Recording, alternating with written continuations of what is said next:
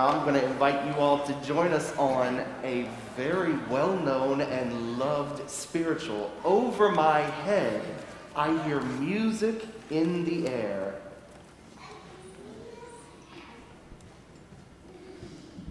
And as Adam is approaching the piano, my name is Naomi, and I'm delighted to be here with you today. And I invite you, to join on in singing. I see some of you standing already. So let's keep the spirit moving as we sing Over My Head.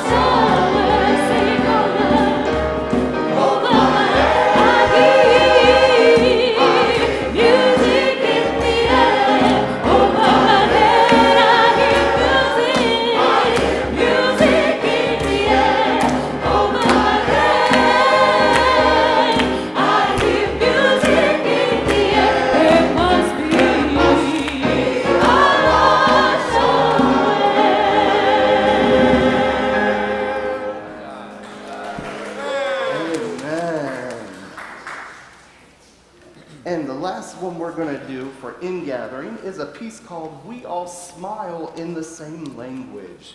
Now, this is traditionally a choral piece for the choir, but there is a refrain, we all smile in the same language. And as you desire, I would love to have you join in with us. And we've got Chris on drums, and then on steel pan here, we've got Mark and Miles.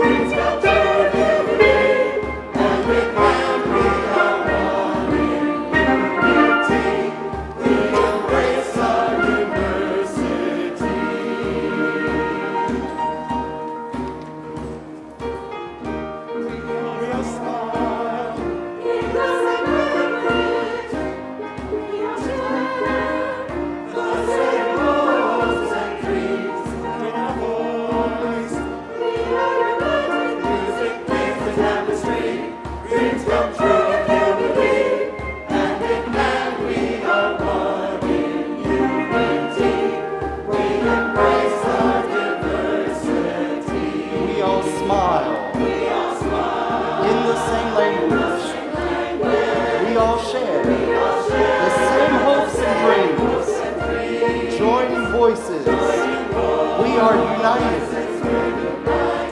Music weaves. Dreams come true. Hand in hand. And we are one.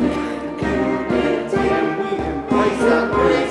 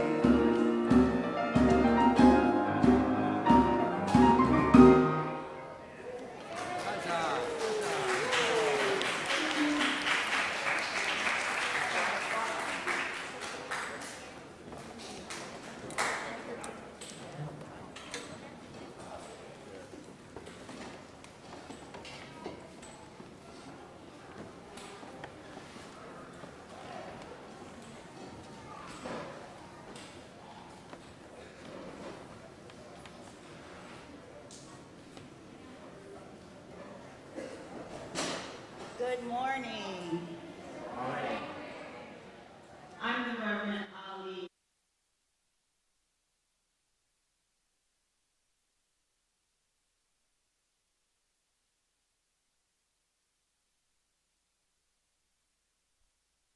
You can call me by my title, Reverend, and my first name, Ali.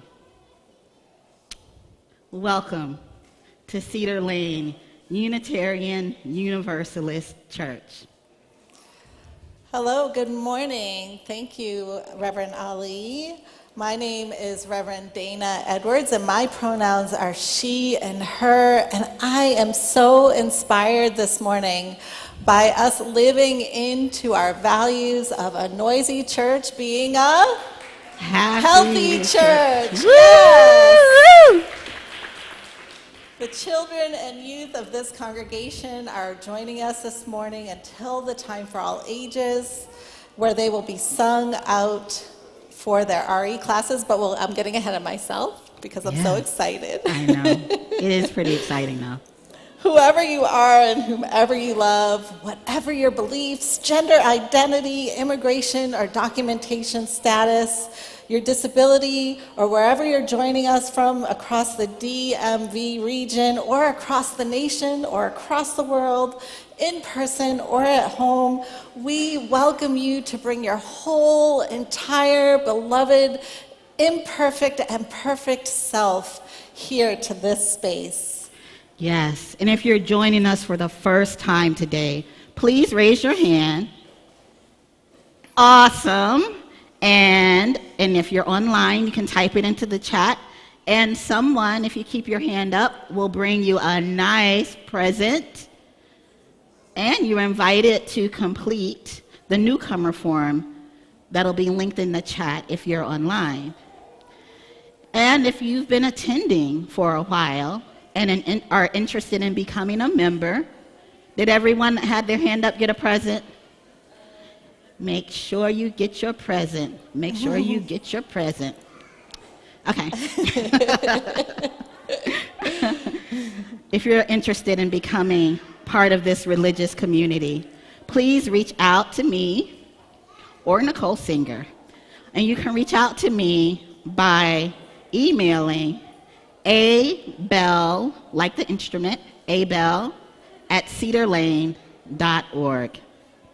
And our pastoral visitors are an extension of our ministry team. And Mala Wedberg is our pastoral visitor today, and she is available to support you in person. And if you're joining us online, there are pastoral visitors in the chat as well, if you'd like to reach out to them. And they are wonderful. Yes, and we have actually quite a number of announcements today because we are a bustling congregation doing many, many things. Yes. So I'd like to start where I started to go first, which is we're beginning our Sunday school classes in person downstairs this Sunday, and I'm so excited. Woo! Yes. Yes.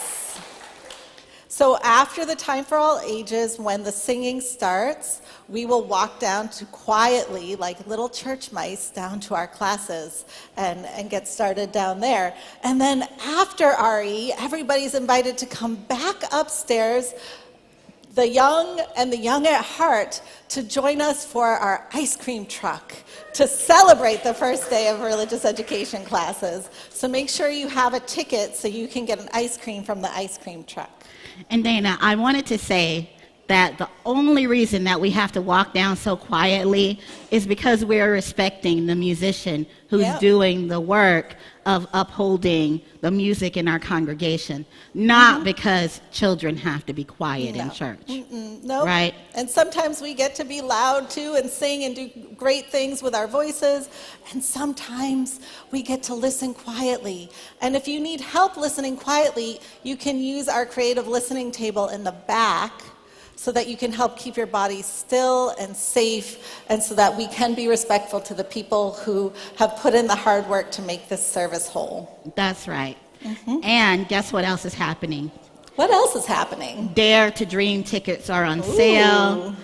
Dare to Dream tickets are on sale. Woo-hoo! Dare to Dream. Cedar Lane's Fall. Hey! Cedar Lane's Fall fundraiser tickets are on sale. So let's watch this PSA. It's coming, trust me. This is where it starts, just a little bit of faith. Cedar Lane Unitarian Universalist Church tried something new, the Dare to Dream fundraising raffle. The grand prize winner won $5,000, and we had lots of other happy folks. Lynn Peters. Just listen to what they did with the money. Well, I'm the one who won the $5,000 prize. I can now never say I don't win anything.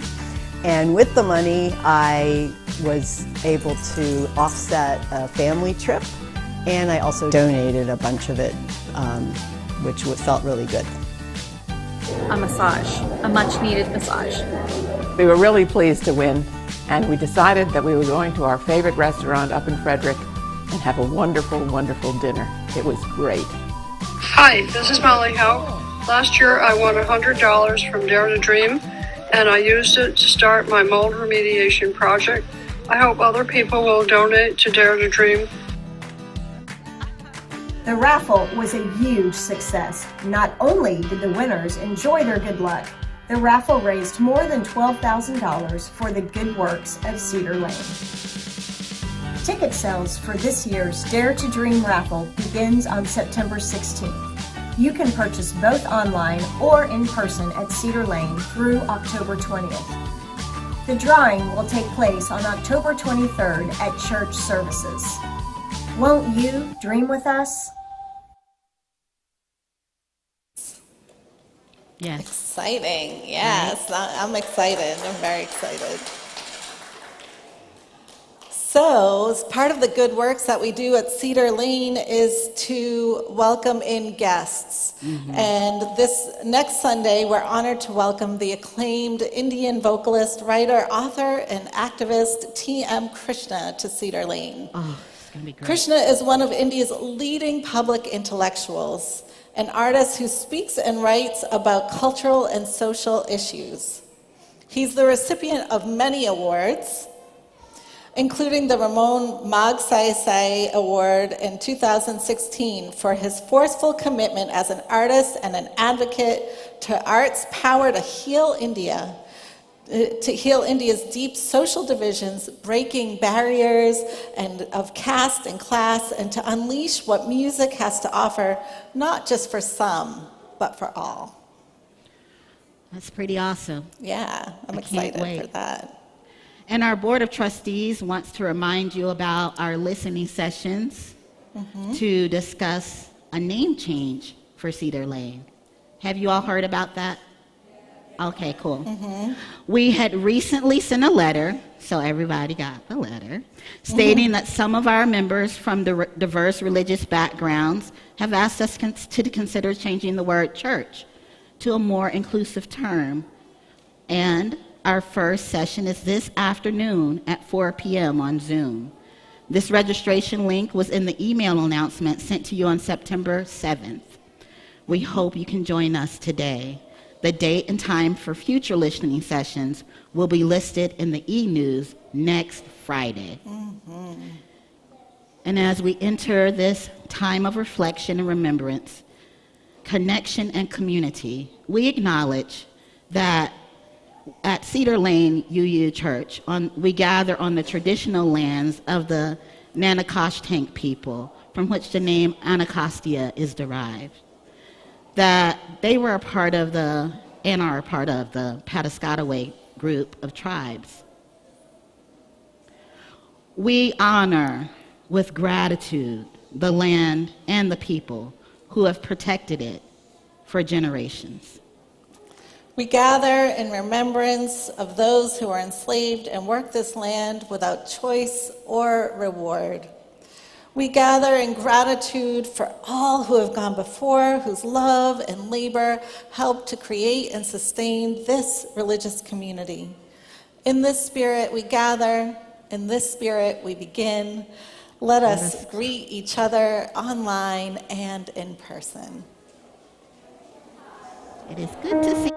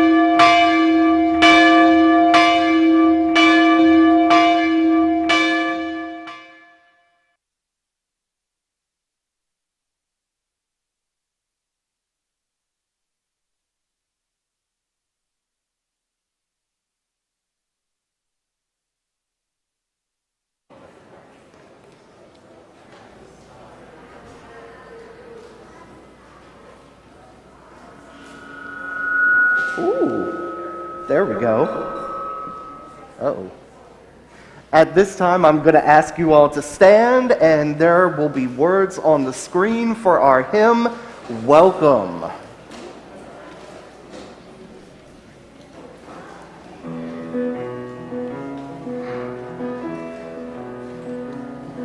Let's grow together for a while and ask where we begin to build a world where love can grow and hope can enter in, to be the hands of healing and to plant the seed of peace.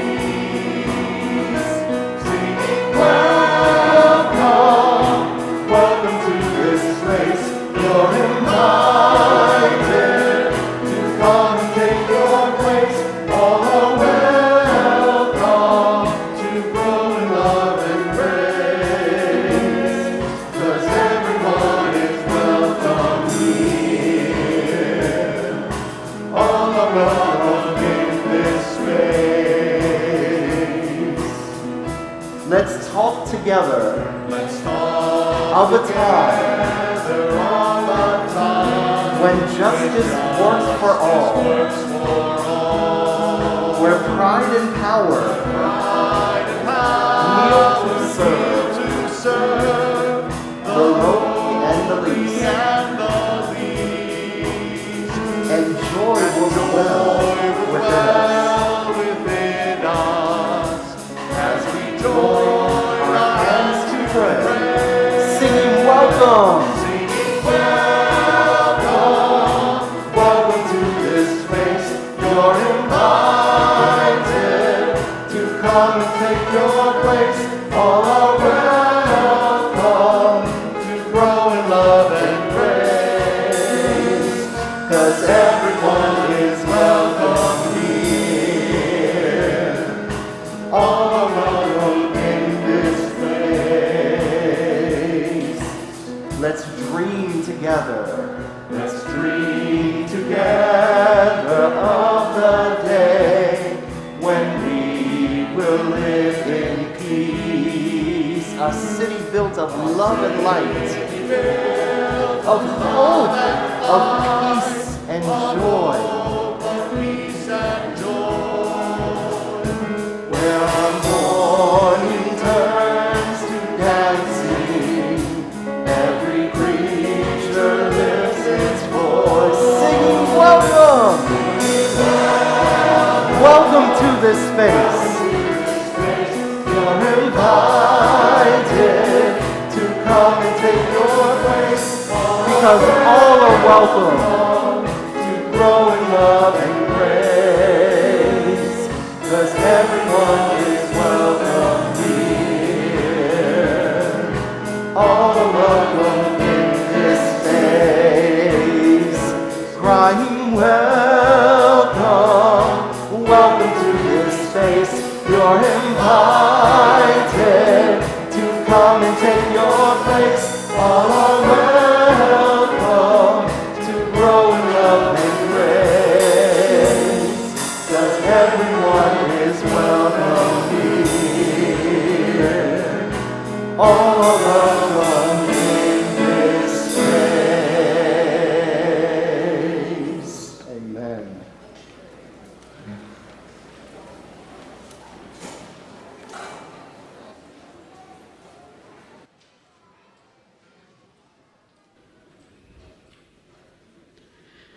That was beautiful. Thank you so much. Thank you for bringing that to us. And if you're not following the through line, that was part of our ingathering last week. So we're bringing that welcome forward from last week. Everyone is welcome in this space. Welcome to this place. Everyone is welcome here. Thank you for bringing that to us, Adam. Let us create a prayer together. At the center of gathered community dwells the holy. We are the prayer, each and all. One by one, we come to this place, whole and broken. Commencing and concluding, laughing and weeping, and soul by soul, the prayer begins. Spirit of life and love. Two by two, we greet one another, smiling and nodding and speaking, embracing, and in relationship, the prayer continues. Spirit of life and love, where we meet, is a sacred space. Moment by moment, the circle builds, pulsing like 400 heartbeats. We fill the circle with our breath. We inspire. The circle fills with wealth. We are inspirited. The prayer rises on our very breathing together. The prayer rises on our very breathing together. Spirit of life and love, where we meet, is a sacred space. We are inspired by one another's presence. The circle will not and cannot go on forever, yet this circle will never die.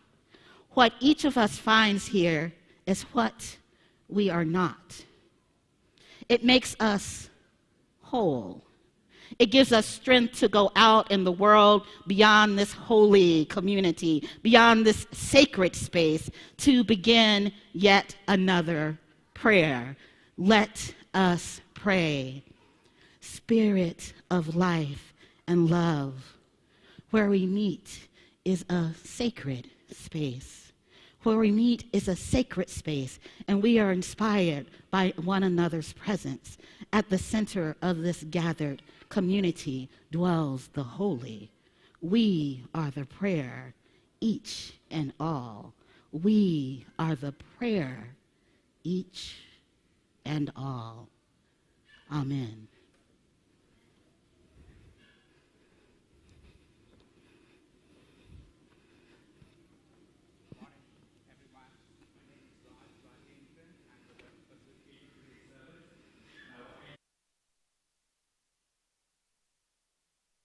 Yes, please.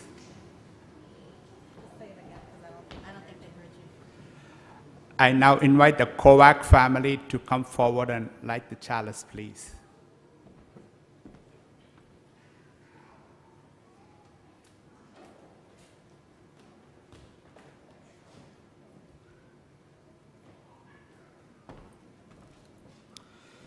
Again, my name is Raj Rajendren. I'm the worship associate for today's service. My pronouns are he and him. As the Kovac family kindles the chalice, a symbol of our shared faith and gathered community, please share in the chat where you're lighting your chalice from. Please rise in body and or in spirit to share the chalice lighting words. Each morning,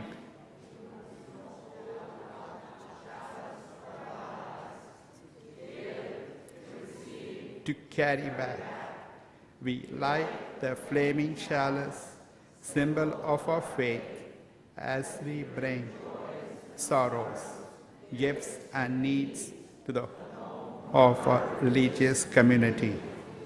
Let not your mind be shuttered.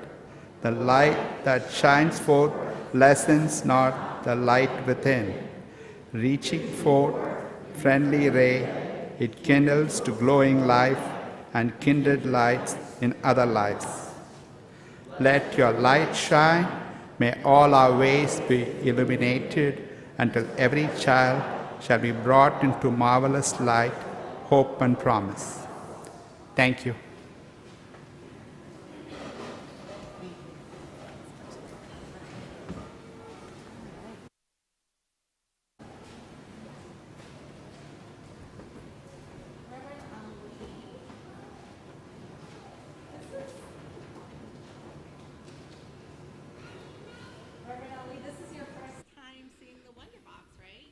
It's my second time seeing the Wonder Box, but I think I get to touch it this time. You might get to touch it. I don't know. Do we have a volunteer who'd like to come up and open the Wonder Box? It looks pretty wonderful. Would Luca like to come up and open the Wonder Box? You can come on up too. Come on. Come on. All right, come on up. And why don't you open it? Let's see what's in there. Ooh, what's in here? Yeah, come on. Yeah. You want to show what? Can you tell everybody what those are? Flowers. Flowers. And what kind of flowers are they? Yellow roses. Yellow roses. Excellent. And thank you so much. Do you know what yellow roses are a symbol for? Peace. Peace could be. You can have one. And anybody else have a guess on what yellow roses are for? Love, kind of. What else? What else could we symbolize? I think there's someone out there who might want to come. Could be. What else might it symbolize? Courage. All right. Thank you. You all can have a seat. Peace. It could be peace. Yes, you can keep the roses. And I will let you know that actually... Oops. So I only have 2 more roses, and the roses and some beautiful green leaves. The roses symbolize friendship. Wow, really? Yes, friendship. So, Reverend Dayna, that makes me think of our friendship. Our friendship? Yeah, and how it started all those years ago when we were all those years ago when we were in seminary. Wait a minute, because we have a lot of people here today. Can you explain what is seminary for those who might not know? Well, seminary, it is a special school that people go to when they feel called to ministry. Or another way to say that is when they want to become a minister. And most people who go to seminary, they go to college first, like a 4-year college, and then they go on to seminary, which takes 90 credits of graduate school. Yeah, so like if you do it full time, it's 3 years. Yeah. And I did it in 4 years, so it depends, but it's a lot of work. Now, I know that you and I both have other graduate degrees. Yes, we do. And I know even with that graduate degree experience, I was not prepared for the intensity of seminary, the experience or the deepness of the friendships that we developed. Yeah, that's a fact. I think that's what's special about the program that we went through at Meeville Lombard Theological School is that because we had to travel away, we had to leave our daily lives. It was a space kind of set apart, a sacred space to explore our relationship with, in our language, God, with ourselves, and with each other. Yeah.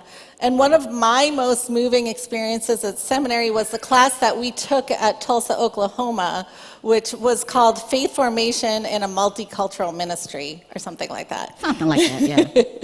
And that's where you and I actually really became friends, right? Oh yeah. I remember that activity we did called something like the Privilege Walk. Yeah. It was a kind of problematic thing where everyone did this thing where we all started on the same line and then people had to take a step forward if they had experienced something like going to college and take a step back if they had experienced something like using free lunch. It was rough. Yeah, it really was, because it asks us to define ourselves by our struggle instead of our multi-dimensional lens of ourselves. And I remember I was feeling pretty lonely in the space because I was like already the only black student there. Yeah. And I remember looking around and I was seeing like who else was even near me. Yeah. And I looked and you were there looking with the same look of disbelief, like I cannot even believe this is happening. Yeah. It was really surreal. Yeah. And we were like in the way back. Like if this was the line, we were probably like halfway back in the congregation. Yep. Yeah. Yep. And I remember this moment where we just looked at each other and we just hugged each other. Yeah. And even though we didn't know each other that well, there we were together in our struggle. Yeah. And from there, our friendship was born. Yay. Yeah. And we've gone through so much together since that initial experience, and not the least of which was completing our seminary experience, completing our internships, and seeing the MFC all during a global pandemic. And when you dyed your eyebrows. Oh, yeah, and remember, I dyed my eyebrows one time, and you were the first person I texted because I knew you would laugh your head off. Remember when I shaved my eyebrows off? Yeah. I was trying to think. It was awful. It really was. I don't know what it is about seminary and eyebrows. It's not a thing. But I would have never thought that the two of us, with the least amount of privilege of our seminary colleagues at the time, would have ended up as award-winning seminarians. Yes, we were. You with the Roberta Nelson Excellence in Religious Education Award. Yes, and you winning the Charles Billings Prize for Excellence in Preaching, which we are about to get to see. Thank you. Look at us. Look at us. And who would have thought that our friendship would have brought us here to Cedar Lane to live our mutual call to multicultural, multi-generational ministry? I mean, I think that we dreamed that we would work together again someday at something. But however, dreams have a way of dreaming sometimes for us, you know? Yeah. Like friendship has a way of changing and growing and deepening. At times in seminary, we were just acquaintances. Yeah. Like just a quick hi and bye. Yeah. And people who were just passing each other. But that day in Tulsa, it linked us and gave us an opportunity to grow something that could possibly become a friendship. Dayna, thank you for putting your time and trust into our friendship. Same. You know that being friends means that we don't always agree or even like the same people or things. Like I just learned that, believe it or not, Dayna's favorite color is not blue, it's green. I don't even like green. Oh. We know that being friends means we don't always call like we should. Yeah. That's true. And sometimes we may do or say something hurtful, but being friends means that we come back and we come together and we try again. Yeah. We recognize that we can grow in different ways and still be connected. You know what I wonder? What do you wonder? I wonder what it would be like. I wonder what it would be like if we gave all of our friends this kind of love. Yeah, I wonder that too. And I wonder who is ready to go to their religious education classes. And I invite our children and youth to quietly leave for their classes as Naomi sings us out with I Am Light.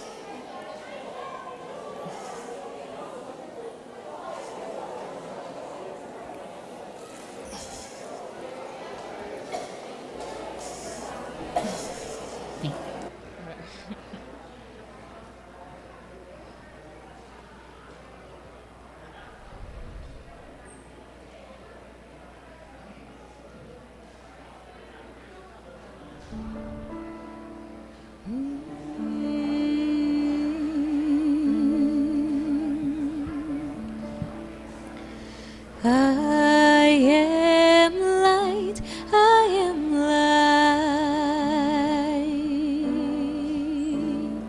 I am light, I am light.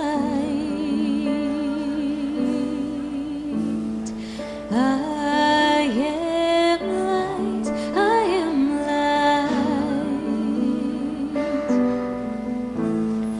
I am light, I am light. I am not the things my family did. I am not the voices in my head.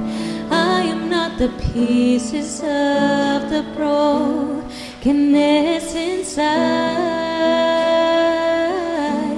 I am light. I am light. I am light. I am light.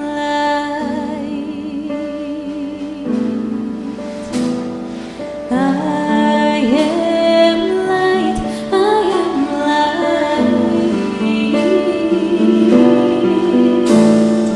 I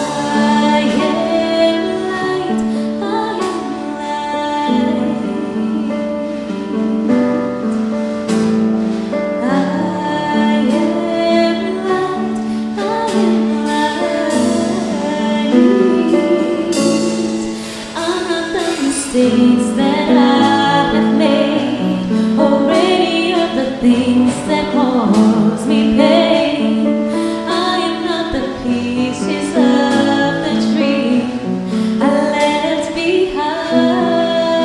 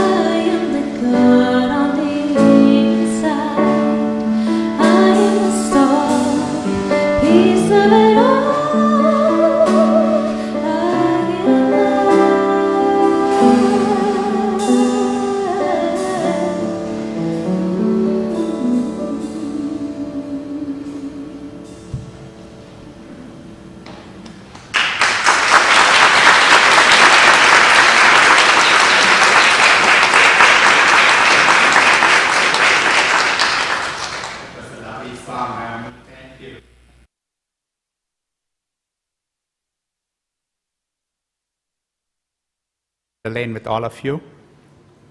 Let us center ourselves and enter into this moment, calling upon all the sources of love that are within, among, and around us. We gather in sacred space, across time and space, a sanctuary amid the many challenges of life, a center from which we may gather strength to face these challenges with courage and hope, faith and love. Within our Cedar Lane community, well wishes to Betsy Binkus. Thank you for continuing to hold Betsy Binkus in your thoughts and prayers. Betsy is peacefully recovering in the hospital after surgery and is deeply grateful for the outpouring of love and support for her and her family. The family welcomes notes and cards mailed to their home. You may also mail them to the church, Betsy Binkus, care of Cedar Lane Unitarian Church, 9601 Cedar Lane, Bethesda, 20814. Congratulations to Sandy and Betsy Shaw. The Shaw's daughter Carrie, her husband Josh, and granddaughter Sage welcomed Reed Hardy Bassett on September 11th in Seattle. All, including the grandparents, are doing well. Congratulations to the traveling Wilsons. Congratulations to Katrina, Jared, JJ, and Dayna Wilson on their move to Spain for a year, where Katrina will be working for the International Organization of Securities Commissions. You will be missed, and we hope to see you online. Memorial service for Jean Gruber. A memorial service for Cedar Lane friend Jean Gruber will be held at the Unitarian Universalist Church of Annapolis on Saturday, September 24 at 1 p.m. Jean and her husband Bob were longtime Cedar Lane members before they moved to Annapolis. Our caring extends beyond Cedar Lane to others whose lives are lost and whose lives are impacted by war, calamities, and the COVID pandemic in our nation and in our world. May these friends of ours, our companions in the world, and all the joys and sorrows we hold in our hearts be held in the embrace of meditation and silence. As we enter the silence together, those who are mourning a loss or marking the anniversary of a loss of a loved one are invited to rise in body and or in spirit and share their names in the chat. May we hold the silence as the silence holds us.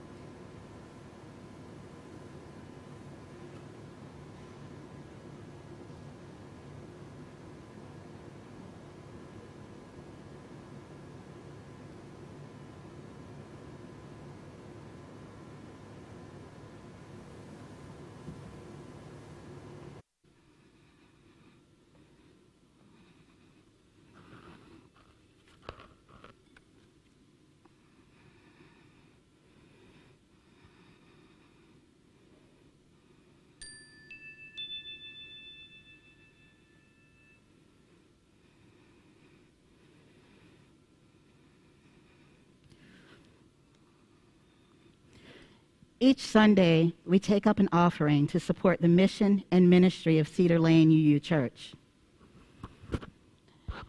and a community organization in alignment with our mission.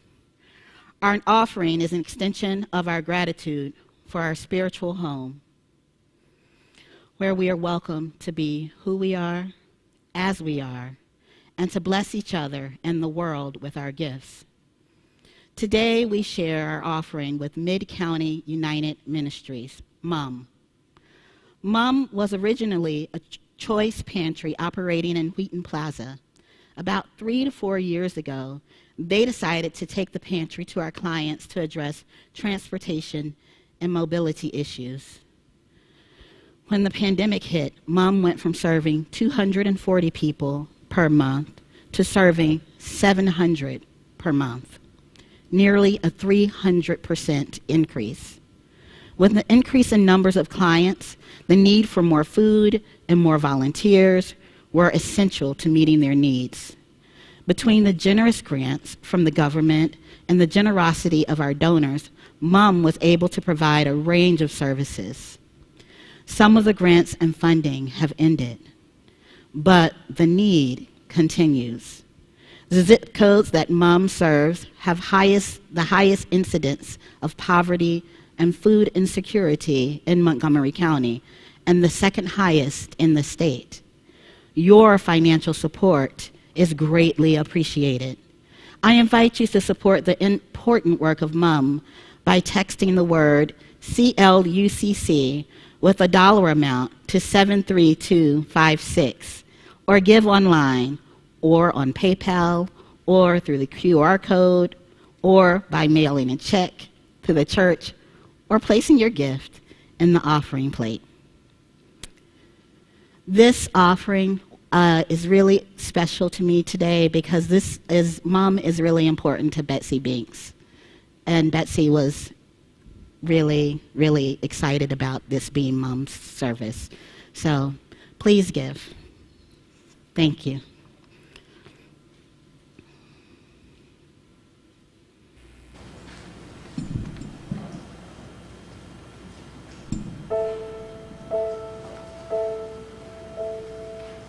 Will you be my refuge, my haven in the storm? Will you keep the embers warm when my fire's all but gone? Will you remember? Bring me sprigs of rosemary, be my sanctuary till I can carry on, carry on, carry on. This one knocked me to the ground, this one brought me to my knees. I should have seen it coming, but it surprised me. Will you be my refuge, my haven in the storm? Will you keep the embers warm when my fire's all but gone? Will you remember? Bring me sprigs of rosemary, be my sanctuary till I can carry on, carry on, carry on. In a state of true believers, on streets caught us and them. It's gonna take some time till the world feels safe again. Will you be my refuge, my haven in the storm? Will you keep the embers warm when my fire's all but gone? Will you remember?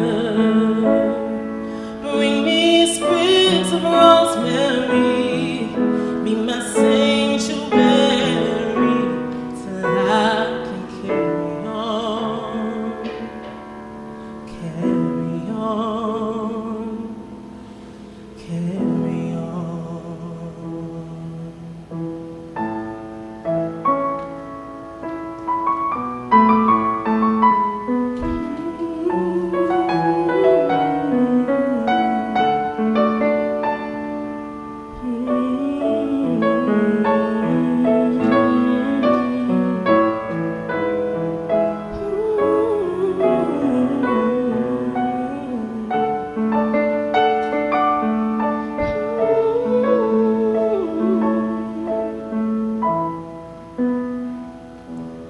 You can rest here in Brown Chapel with a circle of friends, a quiet grove of trees or between two bookends.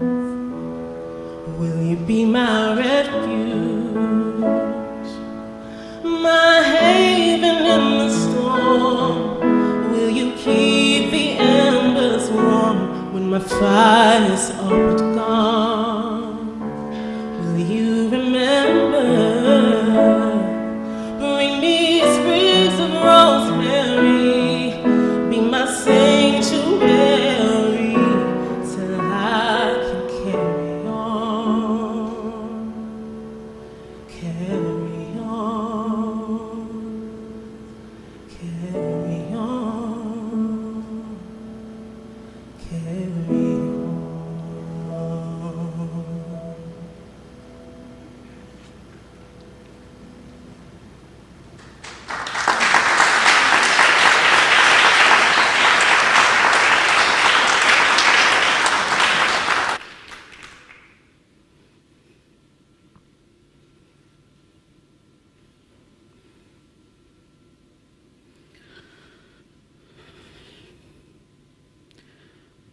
Will you be my refuge, my haven in the storm? Will you keep the embers warm when my fire's all but gone? Wow. This week, more than ever, as we have waited and prayed and listened for news of our dear Betsy, these words have stuck in my mind. They would sneak up on me sometimes after I answered another email or call or just thought of a moment in our own sanctuary last week. I thought of all of you who so easily slid into the position of refuge for the other, havens in the storm that was unfolding right before our eyes. My week has been heavily influenced by the events of last week. Not just her medical emergency, but the undeniable question I keep returning to. Ali, is this congregation really all that it holds itself out to be when they say that Cedar Lane is where love works?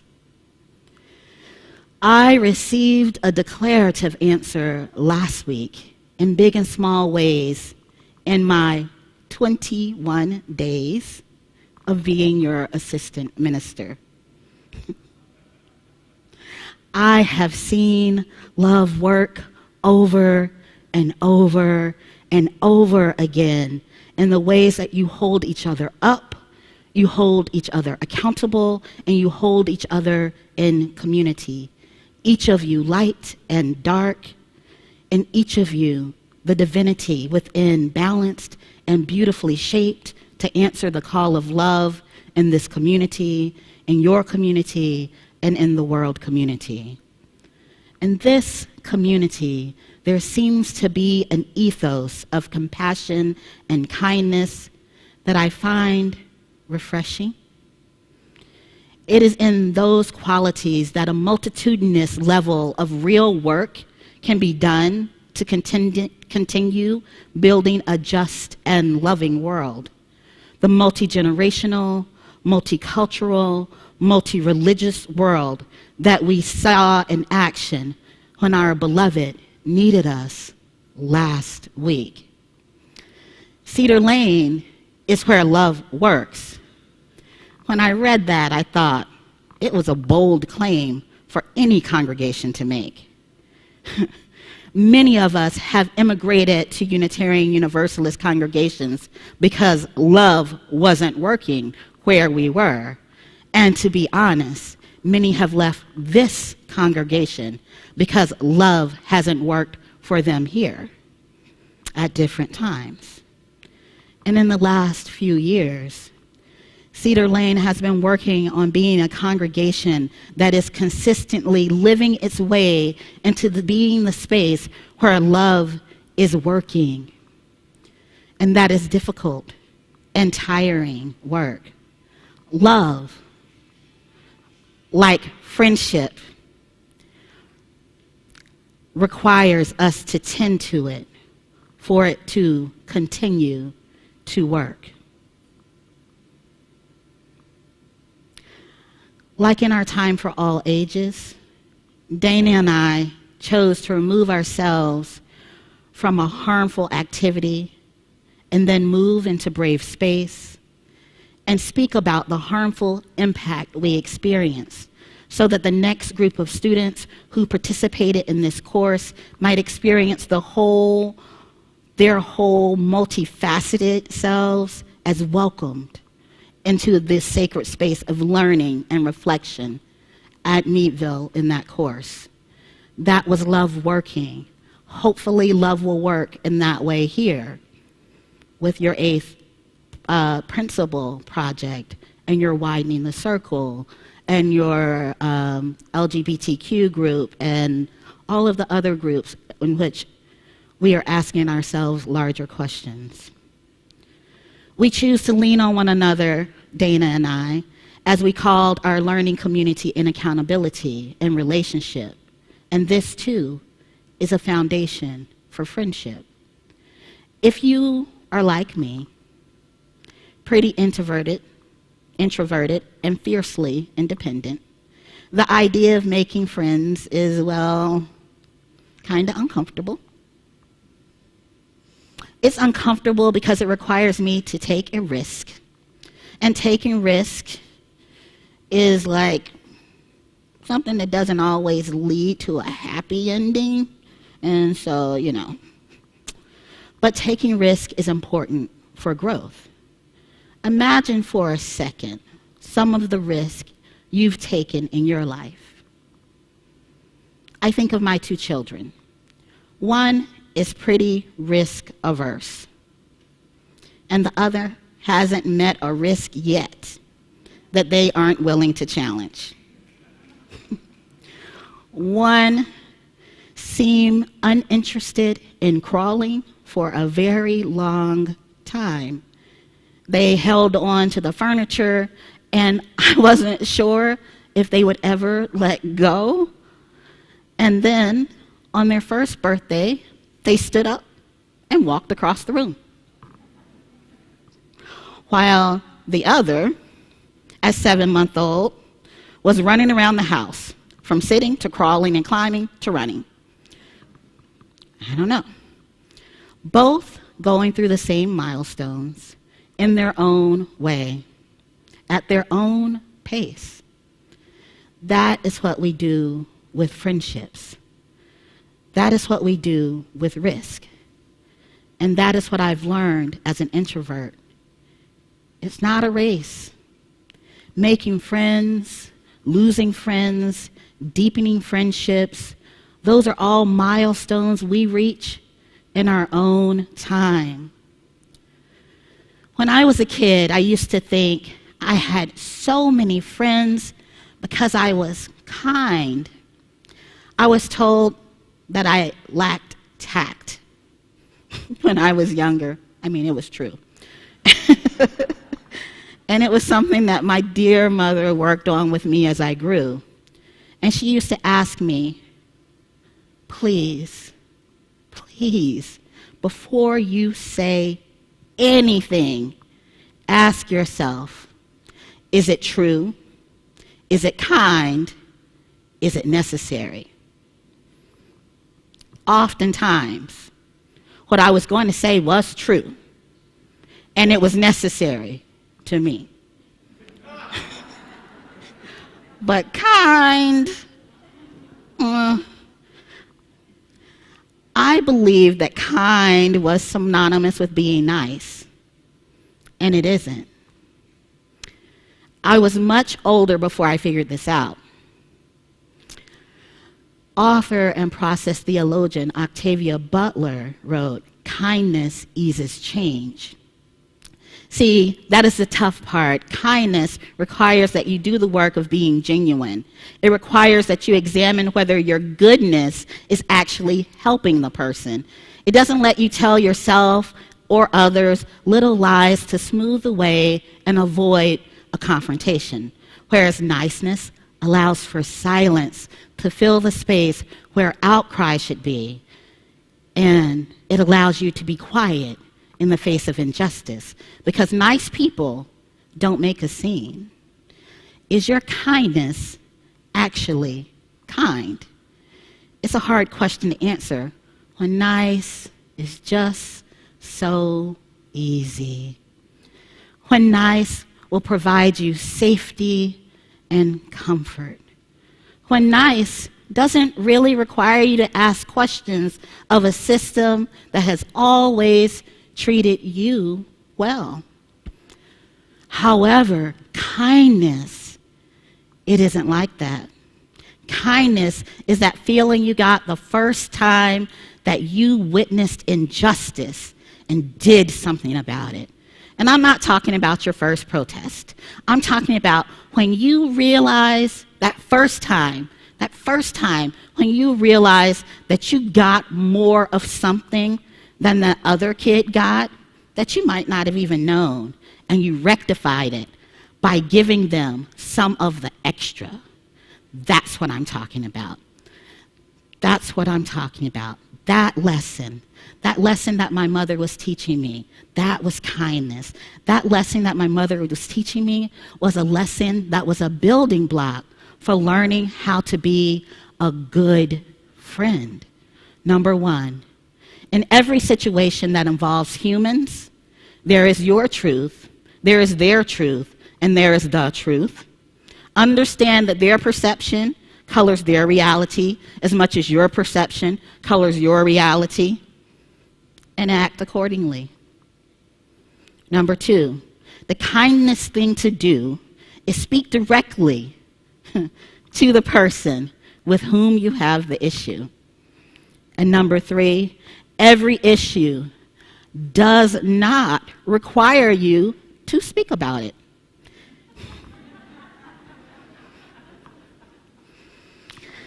Is it necessary, or with time and reflection, are you able to let it go and move on?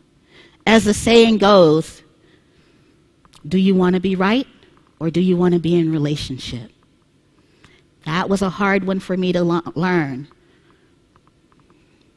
When I was a teen and a young adult, I had fewer friends, but they meant more to me. They reflected back to me what it meant to be me. And in her book, Necessary Losses, Judith Vorse states that we form friendships over our lifespans in different ways. And at times, we form friendships out of convenience. And these are our friends that do things that we need them to do. These are neighbors that may do things like let us borrow a tool or pick up a package for us. Friends that give us mutual benefit. And at other times, we form friends that develop based on a situation. I bet you all have lots of situational friends right now in this congregation. And situational friendships happen because you're doing the same thing at the same time. These are doing friends, not being friends. These friends are friends you may tell, I'm having a little bit of a struggle with money, but you may not tell, we're going bankrupt. Situational friends. They allow us an emotional outlet. They serve a purpose, but they're not deep, deep down friends. And then you have friends like Dayna and I became, these crossroad friends, friends that meet us at different points in our lives, that tell us, wow, this is important. Our friends we met in marriage and divorce and school and high school, all of these friends that shared a formative moment with us. These are friends that have gone through transformational stages with us. They're there for you. They connected deeply with you. If you pick up with them 5 years from now, they'll feel like, oh, we just opened the book and started again. And next are our historical friends. These are friends who know you. They know how you looked when you were in 4th grade. You know how we all look in 4th grade. And they tell you about it. Even if you're all polished now, they're the friends that remind you what you used to think, how you used to be, and sometimes can't see you as changed. They are important friends to have because not only do they reflect back to you who you were, they reflect back to you who you are now. And finally, we have close friends. And these are not friends everyone has. But if you do get these friends, these are the deep friendships that take time to maintain. These are friends that we have physical and emotional closeness with. I probably only have like 2 of these, to be very honest with you. And as a middle-aged adult, they take a lot of time to maintain. And as we get older, we just don't have a lot of time. I was not paid by the author to summarize this chapter of her book, but it's important for the next part of my sermon. So often, we characterize these different friendships as a hierarchy. I used to believe that I had no friends because I only had situational friends and I only had friends that were friends who were of mutual relationship. And I used to think, what's wrong with me? But I'm here to tell you that each of them has a rich experience. Let's think about what it means to have someone that will show up for you to pick up your mail or lend you something that you need. That is a beautiful experience. That is a level of caring. That mutual aid is important. It is a connection, and humans need connection to feel in community, to feel loved. And I would say to my therapist, why is it that I only have these kind of friends? Like, what's wrong with me? Why can't I make deep connections? And finally, after about 3 sessions, my therapist was like, have you looked at your life? You have no time. You have time for these types of friends. And I'm like, oh, why'd you let me pay you like $150 a session for 3 times to tell me this? I digress. Anyway, but as my time opened up, I developed 1 or 2 of these situational friendships, these convenience friendships, into something more. One of them became a cross-generational friendship with someone who was much younger, who became like a younger sibling to me. And one of them became like an aunt to me. And they're very important, informative for my life. So now here I am at Cedar Lane. I've moved. And I'm making new friends in the area. And I'm watching how you and your friendships work. And I can see how your friendships have developed. Your ways of being and doing together. I'm watching as a new member might watch and wondering where they'll fit into this community. Wondering if their situational friendships could grow into something more, into depth into this congregation, or if you're too insular to allow new people in. I wonder if someone of the situational friendship could have a cross-generational friend in this church.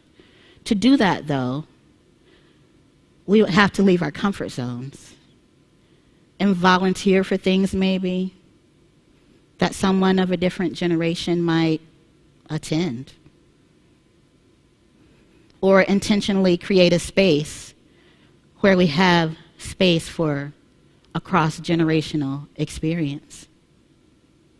Personally, I know that some of my close friends are part of the silent generation, boomers, millennials, and a part of Generation Z. There's no way I can truly live in this world without being in a relationship with people across generationally.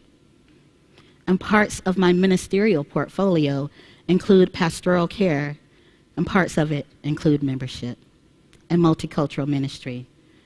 I can't wonder but ask myself each time, what if I wasn't the Reverend Ali Casey Bell? What if I was just any short, fat, black, queerish-looking trans man?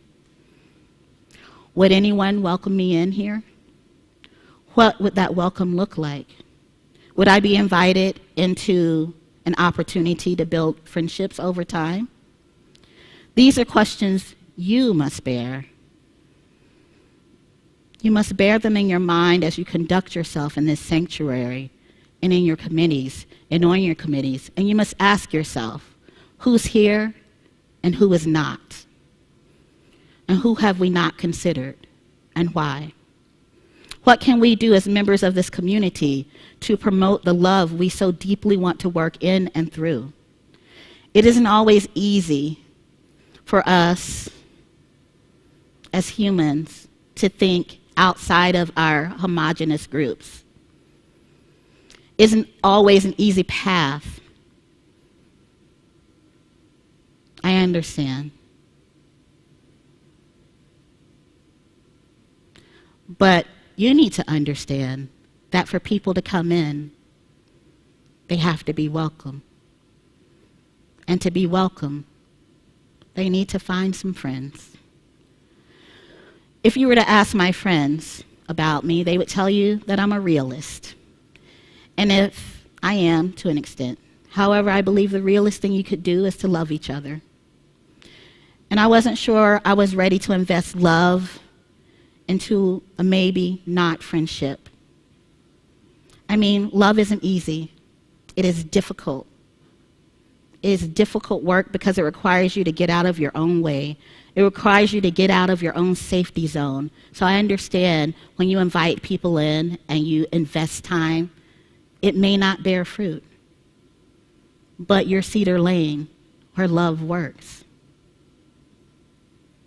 I didn't tell you to say that. Love requires you to get messy and a little uncomfortable. Love requires you to be kind and not nice. Love requires you to continually show up, engage, and then leave that rosemary that Carrie Newcomer sang about in our offertory music. What does that mean, anyway? When she sings, will you remember me and bring me sprigs of rosemary? Rosemary has medicinal purposes. It is also a symbol of love, remembrance, and friendship. Reverend Dayna and I became friends because we trusted that each of us was committed to being kind and not nice. We trusted that we could call each other out and call each other in. We trusted that we could treat each other like love was a verb and become co-liberators in our survival, co-liberators in our thriving, and that level of loving action eases change. Thank you.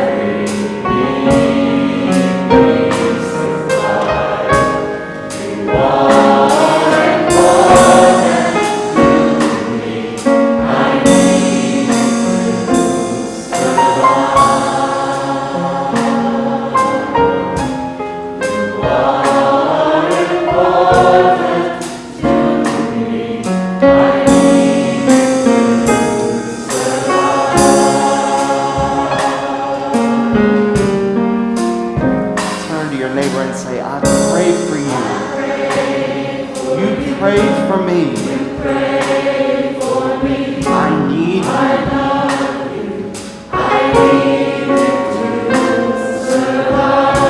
I won't harm you with words from my mouth.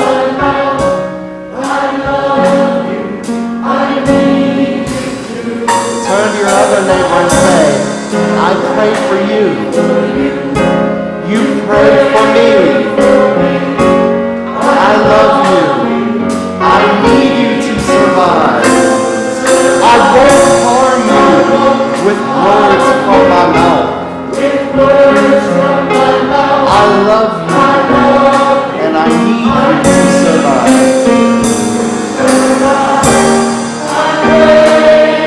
I pray for you. You pray for me. I love you, and I need you to survive. And I won't harm you with words from my mouth. Because I love you, and I need you to survive. I pray for you. You pray for me. I love you. I need you to survive. I won't harm you with words from my mouth. I love you. I need you to survive. I pray for you. You pray for me. I love you. I need you to survive. I won't harm you with words from my mouth. I love you. I need you to. I pray for you. You pray for me. I love you. And I need you to survive. I won't harm you with words from my mouth. I love you. I need you to survive. It is our prayer that every need be supplied. You are important to me. And I need you to survive.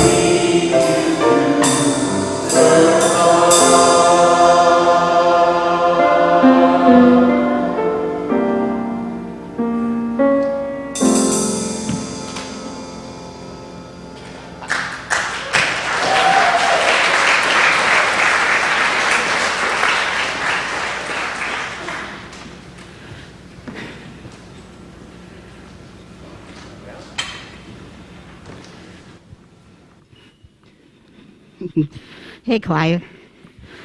Hey, choir. Give it up for the choir, y'all. Woo!